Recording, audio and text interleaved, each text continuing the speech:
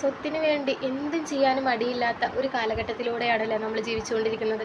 സ്വത്ത് എന്ന് കേൾക്കുമ്പോൾ അല്ലെങ്കിൽ പണം എന്ന് കേൾക്കുമ്പോൾ കണ്ണ് മൂടിക്കെട്ടിയിട്ട് മുന്നിൽ നിൽക്കുന്നത് ആരാണ്? സ്വന്തം സഹോദരങ്ങളാണോ, അച്ഛനാണോ, അമ്മയാണോ, മറ്റു കൂടപ്പിറപ്പുകൾ ആരുമാണോ ഒന്നും ചിന്തിക്കാതെ സ്വത്ത് എന്നൊരു മോഹം വന്നാൽ എന്തും തകർത്തെറിഞ്ഞിട്ട് ആ ഒരു സ്വത്ത് എന്നുള്ളത് സ്വന്തമാക്കണം എന്ന് വിചാരിക്കുന്ന പല ആളുകളുമുള്ള ഒരു കാലഘട്ടത്തിലാണ് നമ്മൾ ജീവിക്കുന്നത്. എല്ലാവരെയും നമുക്ക് അടച്ചിട്ട് പറയാൻ പറ്റില്ലെങ്കിലും ഇന്നും പല ആളുകൾ സ്വത്ത് എന്ന് കേൾക്കുമ്പോൾ മറ്റെല്ലാം ഉപേക്ഷിച്ച് ആ ഒരു സ്വത്തിൻ്റെ പിന്നാലെ ഓടുന്ന പല ആളുകളും ഇപ്പോഴും നമ്മളെ ഇടയിൽ ഒരുപാട് പേരുണ്ട്. അപ്പോൾ നമുക്ക് എല്ലാവരും പറയാൻ പറ്റില്ല, എന്നാലും തീർച്ചയായിട്ടും മിക്കവാറും ആളുകൾ ഇങ്ങനത്തെ ഉള്ള ഒരു സ്വഭാവമുള്ള ആളുകളുണ്ട്. അതിൻ്റെ പേരിലുള്ള പല പ്രശ്നങ്ങളൊക്കെ നമ്മൾ കേട്ടിട്ടുണ്ടാവും അല്ലേ.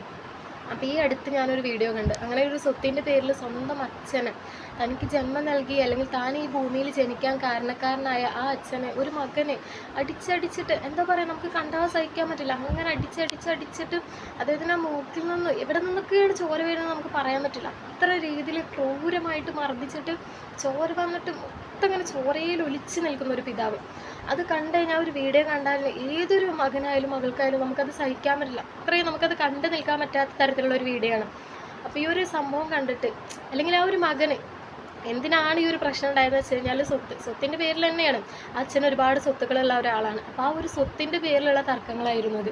ആ ഒരു സ്വത്ത് മകന് വേണ്ടിയിട്ട് കുറേ നാളുകളായി ഇങ്ങനെ എന്താ പറയുക, മകൻ്റെ പേരിൽ എഴുതി കൊടുക്കാനുള്ള പ്രശ്നങ്ങളും കാര്യങ്ങളൊക്കെ ആയിട്ട് ആ ഒരു സ്വത്തിൻ്റെ പേരിലുള്ള തർക്കത്തിന് സ്വന്തം പിതാവിനെ അടിച്ചിട്ട് ഇങ്ങനെ മൂക്കിൽ നിന്നൊക്കെ ബ്ലഡ് വന്നിട്ട് ആകെ അവശനായിട്ട് നിൽക്കുന്ന ഒരാൾ. ആ ഒരു വീഡിയോ കണ്ടാൽ നമുക്കറിയാം, അതൊരു വെള്ള ഡ്രസ്സ് ഇട്ട് നിൽക്കുന്ന ഒരു പിതാവാണ്. ആ പിതാവിനെ അടിച്ചിട്ട് എൻ്റെ പൊന്നോ, നമ്മളിങ്ങനെ ചോരയിൽ ഇങ്ങനെ ഫുള്ളായിട്ട് ഇങ്ങനെ മുങ്ങി കുതിർന്ന് നിൽക്കുകയാണ്. എന്നിട്ട് പോലും ആ ഒരു മകൻ പിന്മാറുന്നില്ല. എന്നിട്ട് അവിടെ ഇട്ടിട്ട് ഇങ്ങനെ അടിച്ചുകൊണ്ടിരിക്കുകയാണ്. അങ്ങനെ എന്താ പറയുക, മൂക്കിനിട്ടിട്ട് അങ്ങനെ കുത്തിയിട്ട് ഇങ്ങനെ ചോരയിൽ മുങ്ങി നിൽക്കുകയാണ്. എന്നിട്ട് അതൊക്കെ കഴിഞ്ഞ് ആളുകൾ പിടിച്ചു മാറ്റാൻ നിന്നിട്ടൊന്നും ആ ഒരു ചെക്കൻ അടങ്ങുന്നില്ല. എന്നിട്ട് ഇതൊക്കെ കഴിഞ്ഞ് അദ്ദേഹത്തെ ഹോസ്പിറ്റലിൽ കൊണ്ടുപോകാൻ വേണ്ടി നോക്കുകയാണ്. അപ്പോൾ കാറിലേക്ക് കയറ്റിയ ആളെ വീണ്ടും കാറിൽ നിന്ന് വലിച്ചിട്ടിട്ട് വീണ്ടും ഇവനിട്ട് ഇടിച്ചുകൊണ്ടിരിക്കുകയാണ്. അപ്പോൾ ആ ഒരു ന്യൂസിൽ പറയുന്നുണ്ട് ഇവൻ കരാട്ടെ കുൻഫു പഠിച്ച ഒരു ചെക്കനാണെന്ന്. അപ്പോൾ ആ ഒരു ഇതിലിങ്ങനെ മൂക്കിനിട്ടിട്ട് ശക്തമായിട്ട് ഇടിച്ചുകൊണ്ടിരിക്കുക, അതിൽ നിന്ന് ഇങ്ങനെ ബ്ലഡ് ഒലിച്ചുകൊണ്ടിരിക്കുക. അപ്പോൾ ഇവനിത് തല്ലിക്കഴിഞ്ഞ് ഹോസ്പിറ്റലിൽ കൊണ്ടുപോകാൻ നേരത്തും ആ കാറിൽ നിന്ന് കൂടി വലിച്ചിട്ടിട്ട് അടിക്കുകയാണ്. എന്നിട്ട് പോലും ഇത്ര അടിച്ചിട്ട് പോലും അവൻ്റെ മനസ്സിലൊരു കുറ്റബോധമോ കാര്യങ്ങളൊന്നുമില്ല. തൻ്റെ അച്ഛനാണ് എന്നുള്ള ആ ഒരു ചിന്ത അപ്പോഴൊന്നും അവന് മനസ്സിലുണ്ടായിട്ടില്ല. എന്നിട്ട് ഇവ ഇങ്ങനെ അടിച്ചുകൊണ്ടിരിക്കുകയാണ്. ഇത്രയും പ്രശ്നങ്ങൾ ഉണ്ടായിട്ട് ഹോസ്പിറ്റലിൽ കൊണ്ടുപോയിട്ട് ഈ അച്ഛൻ പറയുന്ന കാര്യം എന്താ വെച്ച് കഴിഞ്ഞാൽ, എനിക്ക് പരാതിയൊന്നും ഇല്ല, ഒരു പ്രശ്നങ്ങളില്ല, കേസൊക്കെ ഒത്തുതീർപ്പാക്കാം. അതാണ് ആ അച്ഛൻ പറയുന്ന ഒരു കാര്യം.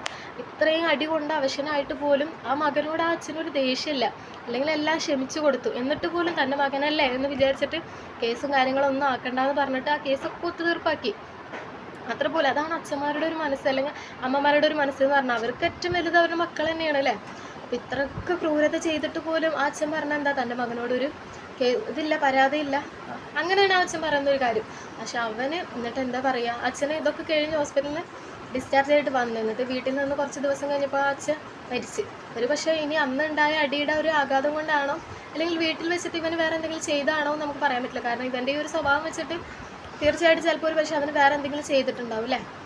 ഇങ്ങനെ ക്രൂരമായിട്ടൊക്കെ അച്ഛനെ മർദ്ദിക്കാൻ പറ്റുന്ന ഒരാളാണെന്നുണ്ടെങ്കിൽ തീർച്ചയായിട്ടും ചിലപ്പോൾ ആ അച്ഛൻ്റെ ജീവൻ എടുക്കാൻ വേണ്ടിയിട്ടും അവൻ എന്തെങ്കിലും ചെയ്തിട്ടുണ്ടാവും. അല്ലെങ്കിൽ അന്ന് കിട്ടിയ ഒരു അടിയുടെ ആഘാതം കൊണ്ടിട്ടുള്ള മരണമാണോ എന്ന് നമുക്ക് പറയാൻ പറ്റില്ല. അത്രയും നമുക്കൊന്നും കണ്ടാൽ സഹിക്കാൻ പറ്റാത്ത വിധത്തിൽ അടിയാണ് അടിച്ചിട്ട് എൻ്റെ പൊന്നോ ചോരയിൽ ഇങ്ങനെ കുതിർന്ന് നിൽക്കുകയാണ് അല്ലേ.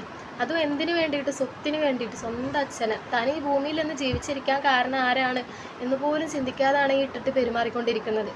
അപ്പം ഇങ്ങനെ സ്വത്തിന് വേണ്ടിയിട്ട് ഇത്രയും ക്രൂരതകൾ കാട്ടിക്കൂട്ടുന്ന ആ ഒരു മകന് നാളെ അവൻ്റെ ഒരു അവസ്ഥ അവ ഒരിക്കലും ചിന്തിക്കുന്നില്ല അല്ലേ. കാലം എന്ന് പറയണത് നമുക്ക് തിരിഞ്ഞു വരും, അതവൻ ചിന്തിക്കുന്നില്ല. നാളെ ഇപ്പോൾ അവൻ്റെ കല്യാണം കഴിഞ്ഞിട്ടുണ്ട്, നാളെ അവനൊരു കുട്ടികളാവുകയെന്നുണ്ടെങ്കിൽ ആ ഒരു കുട്ടികളും ഇന്ന് എന്താണ് അവൻ്റെ അച്ഛനോട് ചെയ്തത്, അല്ലെങ്കിൽ അവൻ്റെ സഹോദരിമാരോടും കൂടപ്പിറപ്പുകളോടും അവൻ്റെ അമ്മയോടും എന്താണ് അവൻ ചെയ്തത്, അത് തന്നെയായിരിക്കും നാളെ അവനും അവൻ്റെ കുട്ടികളിലൂടെ തിരിച്ചു കിട്ടുക. ആ ഒരു കാര്യം അവൻ ചിന്തിക്കുന്നില്ല അല്ലേ. നാളെ ഇന്ന് അവൻ സ്വന്തം അച്ഛനെ സ്വത്തിൻ്റെ പേരിൽ അടിച്ചിട്ടുണ്ടെങ്കിൽ നാളെ അവൻക്കിട്ട് അടിക്കാൻ വേണ്ടിയിട്ടും ഒരാളുണ്ടാവും എന്നവൻ ചിന്തിക്കുന്നില്ല. ഈ സ്വത്ത് എന്ന് പറഞ്ഞത് വന്നപ്പോൾ അവൻ്റെ കണ്ണാകെ മൂടിക്കെട്ടിപ്പോയി. പിന്നെ അവന് പണം, സ്വത്ത് ഇതിലായിരുന്നു അവൻ്റെ കണ്ണ്. നാളെ ഇങ്ങനെ അവൻ്റെ മക്കളും തീർച്ചയായിട്ടും അവനോട് ഇങ്ങനെ തന്നെ ആയിരിക്കും പെരുമാറുക. കാരണം ഒരു കുട്ടികൾക്ക് നമുക്ക് കണ്ടാൽ സഹിക്കാൻ പറ്റാത്ത വിധത്തിലുള്ള ഒരു അത്രയും മോശമായിട്ടുള്ള പെരുമാറ്റമായിരുന്നു. സത്യം പറഞ്ഞാൽ മൃഗങ്ങളോട് പോലും ഇങ്ങനെയൊന്നും പെരുമാറാൻ പറ്റുമോ എന്നറിയില്ല. അത്രയും സ്വന്തം അച്ഛനാണെന്ന് പോട്ടെ, ഒരു മനുഷ്യനാണെന്നുള്ള ഒരു പരിഗണന പോലും നൽകാതെയാണ് ആ അദ്ദേഹത്തെ ഇട്ട് ഇടിച്ചുകൊണ്ടിരുന്നത്. ഇവൻ എന്തായാലും കാലം അവനോട് തിരിച്ച് ചോദിക്കും. കാരണം ആ അച്ഛൻ്റെ മനസ്സ് അത്രയും തകർന്നിട്ടുണ്ടാവില്ല. സ്വന്തം മക്കൾ നമ്മൾ ഉപദ്രവിക്കുമ്പോഴുള്ള ആ ഒരു വേദന എന്ന് പറയുമ്പോൾ അത് നമുക്ക് പറഞ്ഞറിയിക്കാൻ പറ്റാത്ത തരത്തിലുള്ള ഒരു വേദന ആയിരിക്കും. അപ്പോൾ ആ അച്ഛൻ്റെ മനസ്സ് അത്രയും പൊടിഞ്ഞിട്ടുണ്ടെങ്കിൽ നാളെ അവൻ അതിനുള്ളത് തീർച്ചയായിട്ടും അനുഭവിക്കും. അനുഭവിക്കാതെ എവിടെ പോകണല്ലേ? നിനക്കുള്ളത് കാലം കാത്തു വെച്ചിട്ടുണ്ടാവും, നീ കരുതിയിരുന്നു.